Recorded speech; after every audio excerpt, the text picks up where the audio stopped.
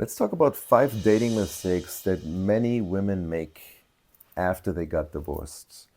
Dating after divorce can be quite challenging because it's a time where it's kind of filled with a lot of potential and these new beginnings, but also with the echoes and the aftermath and the past experiences and the memories and expectations of everything that happened in the past, which hasn't necessarily fully been processed and integrated. And that's why all these challenges come up. And as you step back into the dating world, or as someone in that situation steps back into the dating world, there are certain things that you kind of want to avoid, these common pitfalls that can make a huge difference in finding a meaningful and fulfilling relationship. So let's explore what that actually looks like and how we can avoid making these mistakes and uncover certain strategies to navigate this exciting new chapter. Actually, it doesn't have to be like, oh my god, I don't really know what to do. No, actually it could be a really exciting chapter, and which is filled with a lot of confidence and clarity if approached the right way. The first big mistake that many make, they're holding on to past experiences and past baggage. Carrying around these unresolved issues from past relationships can really create a lot of trust issues, unrealistic expectations, or the comparison to their ex. That really blocks this genuine opportunity to make new connections for obvious reasons, right? If you project these past disappointments or the hurt and pain onto the new partner, which basically has nothing to do with this, or you being overly skeptical of their intentions, which the reality is I can understand, but if this is what you're doing, then you're really setting yourself up for failure. You should not date and actually work through these things first before you go out on date, because it's unfair to you and it's definitely unfair to the man as well, because they have nothing to do with this and you're bringing all this past trauma back into the new relationship. No one wins. So it's really important to engage in self-reflection. Maybe even you need to do some therapy. There's so many self-help books that are out there. I guess videos like this are going to help you as well. And with that, you can start to process your emotions. You can see how you maybe also have contributed to certain bits and pieces, because the more you take responsibility and accountability for everything that happened in your life, the more you're actually setting yourself up for better, more beautiful, more harmonious relationships moving forward. Hi.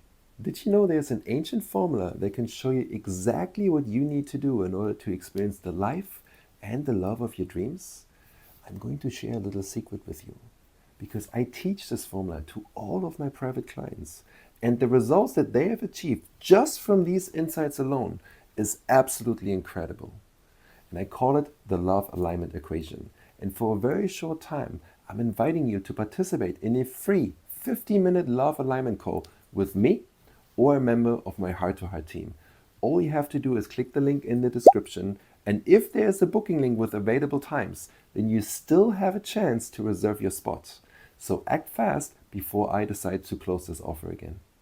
The second big mistake that I see a lot of women make is because when they got divorced, now all of a sudden they find themselves in a position of like not wanting to be lonely, so they're settling for less than what they deserve. Let me say this again. The second biggest mistake is a lot of women, they're settling for so much less than what they deserve and what they desire. The fear of loneliness or rushing into the next relationship to fill that void, to fill that hole, can really lead to accepting partners that are not suitable for them, that are not really aligned, that are not aligned with their values, with their goals, with their dreams, and that results in so much dissatisfaction, and that results in emotional turmoil, that results in chaos, and like you wondering why is this all not happening, because you basically are already from the very beginning accepted a relationship or a foundation of a relationship that's so not acceptable for you actually. But because you have this fear of being lonely, now all of a sudden you find yourself in a situation that you also don't want. So then rather find that sovereignty and happiness on the inside in being alone. And then when a man comes your way, it becomes the icing on the cake, right? So the action steps here would be, okay, you really need to define what are your non-negotiables. What are the core principles and values that you want to apply in your relationship? And if a man doesn't exhibit these things that are really, really important to you, but he does exhibit some of these non-negotiables, you need to be willing to walk away from it. You need to be willing to let that go. So create that spaciousness in your life. So something that actually wants to come towards you and is aligned can come towards you, because you're not occupying all that space with something that you don't even want, right? Once you have your non-negotiables, you want to look into like visualizing your ideal relationship, because on one hand, it's very important to know like, what do you not want, right? These non-negotiables, these red flags. What is it that you really don't want?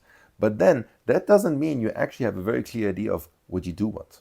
So it's very important to do both of these things and focus then on like what you truly desire, what you truly deserve, and then reinforce your commitment to not settle for anything less but that. Because now we're talking about these extreme things, the things that you definitely want and the things that you definitely do not want. And if that's mixing and crossing and it's not the way how you like it to be, walk away. The third point with that is also very simple and straightforward. You're rushing into the new relationship way too quickly. The excitement of new possibilities, a new love, a new life leads to overlooking of these red flags, overlooking of these non-negotiables. Anything that's basically not really aligned, but because we want to rush into this new relationship, now all of a sudden we're creating the story of all the beauty that's over here. We're ignoring everything that's over here. Now all of a sudden it's like, well, wait a second. Actually, it's not really aligned, but now I'm already committed. And you find yourself in a mess, right? So jumping into a relationship after just a few dates, after just a few weeks, and ignoring the potential differences in values and goals, which you just don't know straight off the bat, right from the beginning, is something you really have to pay attention to. So allow relationships to develop naturally. Don't jump to the finish line straight away. Give it some time. Truly get to know this person through, quality time, through conversations, through phone calls, through actually spending time together, through going on some adventures, through also having some challenges and some difficult conversations. See how you guys dealing with conflict. All of these things are so, so, so important. And then establish gradual relationship milestones with each other. Like it's and not like planned through, from the very beginning, but like having some milestones to really align the comfort level. Because what you will find is like one person sometimes wants to go way further and way faster than the other one. So clearly something is not really quite aligned here and you want to get to the same page. That requires a lot of getting to know each other and communicating. Another really important mistake that I find, unfortunately, way too often is using dating as a means of validation.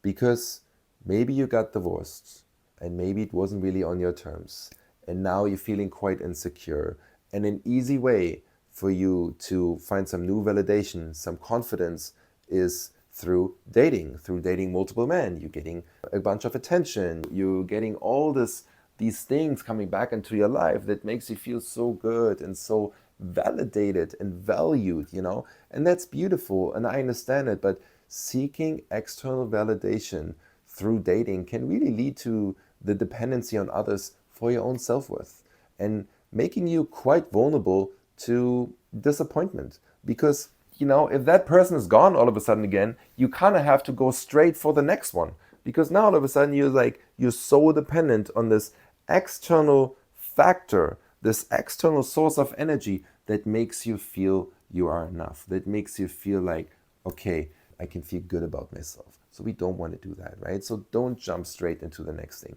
Make sure your validation is not based on dating other men because they give you that attention. Feeling incomplete or unworthy unless someone shows you interest, unless someone gives you that attention, that's really something you pay attention to, that you don't fall into that trap.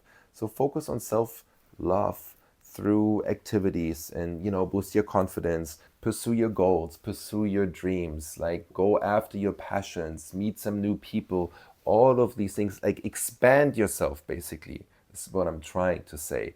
Like don't shrink. It's time for you to transform. It's time for you to come bigger. And if you immediately take like an external source of validation, then you're not building this love generator from within. And this is really what we want here. And you can do this with like, self-care routines and like affirmations and specific hobbies, going some wellness, pamper yourself, hang out with your friends. Confidence from within attracts so much more healthier relationships moving forward. Guaranteed. And the fifth mistake is we're overcomplicating dating, you know, overanalyzing every single interaction or setting these crazy, unrealistic expectations from the very beginning can create so much unnecessary stress and prevent really authentic connections and like the natural flow of a relationship to be built. And that's so important. I mean, do we want to be in a lab, right? And like, okay, a little bit of this tincture, a little bit of this, and a little bit of that. And if I do this, then like he's gonna do that. Wait a second, he doesn't do that because he did X, Y, Z. It's like, oh my God, what does that mean? It's like, come on, easy. Creating so many stories, we're making so many assumptions about like what this meant and what this was. It's like, right? Some people really love to overthink and overcomplicate things. So try to keep things simple. Focus on being present and authentic and allow the relationship to unfold naturally. Additionally, practice mindfulness techniques. Do some deep breathing exercises. Go and meditate. Do yoga. Read a book. Reduce these overthinkings. Figure out ways. If you are someone who loves to overcomplicate things and loves to overthink things, find ways how you can like calm down the mind and don't fall into the trap of becoming super reactive to the stories that you're creating in your mind. Okay, so let's finish this up. Dating after divorce is actually very beautiful. One, you made a decision for yourself, or maybe it was the two of you, of like, something is not working here. It's clearly not aligned. I am not happy. He is not happy. Whatever it is, we stop ignoring the reality of like, it's not going to work out, right? So actually, in one way or another, you're stepping back towards truth because now at least we can accept reality. Now all of a sudden, it means it's a huge opportunity. It's a massive chapter for reinventing yourself. It's an opportunity for renewal, for self-discovery, for your own personal growth. So avoid these mistakes that I just mentioned above because it really helps you to approach relationships not just with others and potential men in the dating dynamics, but also the relationship with yourself. Like I said, it's an opportunity to reinvent yourself. And that's really what we're going for here, right? That's the best thing you can do in such a situation. If you find yourself stepping back into these mistakes that I just mentioned in order to find the right partner, even though you're not even showing up as the right partner for yourself because you're looking for this external validation, because you're jumping in way too soon, because you're creating these stories, because you haven't really built your own self-worth and confidence and become your own love generator, because you don't do all of these things, then you're really, again, setting yourself up for failure. And we don't want to do that. So pay attention to these mistakes. Make sure you're not going to make them. Stay true to yourself. Embrace that journey. That's the best thing you can do. And of course, if there's some tears, if there's some sadness in there, that's fine. Embrace those too, but don't dwell on them for too long because that also takes away the ability for you to really look forward with positivity, with optimism, and reinventing yourself. Okay, so I would love to hear from you guys. What dating lessons have you learned after you got divorced? What dating lessons have you learned maybe even after you just had a breakup? What is it, the mistakes that you identified for yourself that I might have not even mentioned here? Bring them in so we can all look at them. Write them down, put them in the comments, and also, as always, don't forget to subscribe because that's the way how you can always be notified when a new video comes out.